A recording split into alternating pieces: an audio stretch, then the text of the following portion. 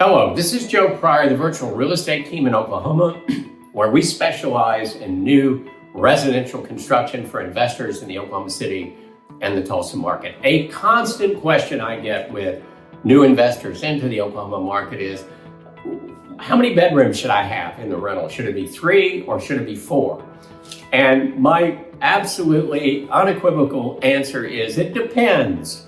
It depends on a couple of things. Now, normally we really do like the 4-bedroom homes, and the reason why is very simple.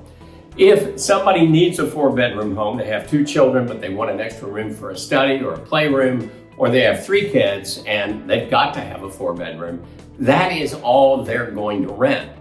Now, on the other hand, if you have somebody that wants a particular location, a particular school district, and the only thing that's available is a 4-bedroom home, guess what? They are going to rent the 4-bedroom home. So in general, a 4-bedroom home has got a wider group of people that are capable of renting that property versus a 3-bedroom, because a 4-bedroom requirement will never go down to a 3-bedroom. That's one way to look at it. Now, there's another way to look at it, and this is why we parse this data so right down into the weeds. So I'll give you an example. There was a new neighborhood in Piedmont that we were doing business in, and we kind of went, well, we're at the 10% level. And that's where we really don't want to go above. We want 90% owner occupants. That's our number to keep the supply and demand right.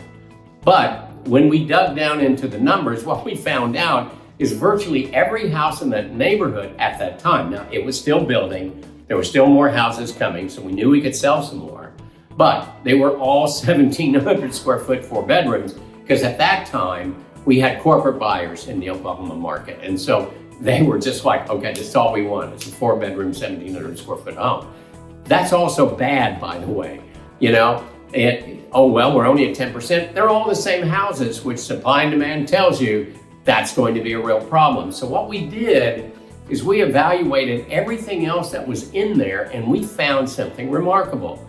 We found that 1,272 square foot houses, 1,360 square foot houses, 1,420 square foot houses, zippity-doo-dah, no houses in there whatsoever.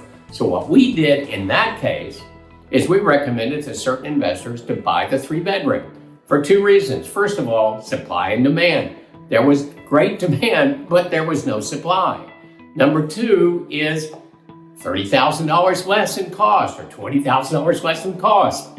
So it became more economical for a lot of our people. So understand that when we evaluate a market, we don't just look at the percentages. We look at what is renting in there. How many of these properties are 4-bedrooms? How many are 3? Because we don't want to have too much of one thing, because that is bad for you. So when you talk to us, this is the way that we're going to do things for you. Now, if we can get that 4-bedroom and there's not too many, again, that's going to be a preferential choice unless it's just too high of a price for you. And by the way, I just sold one today for $242,000. That's 1,700 square feet with quartz countertops, stainless steel appliances, really, really nice house. That's affordability. But we're going to get a plan for you that fits your price range, but also is the right property in the right area for you, regardless of that 10%. We've got to look at those numbers and make sure that whatever we do is right for you, that obeys the law of supply and demand.